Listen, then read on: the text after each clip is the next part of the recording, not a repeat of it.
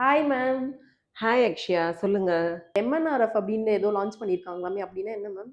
எம்என்ஆர்எஃப்ங்கிறது micro needling radio frequency அப்படின்னு சொல்லக்கூடிய ஒரு இன்ஸ்ட்ருமெண்ட். இதில் வந்து பார்த்தீங்கன்னா சின்ன சின்ன நீடில்ஸ் இந்த மிஷின்ல இருந்து உங்கள் ஸ்கின்ல பங்க்சர் ஆகும்.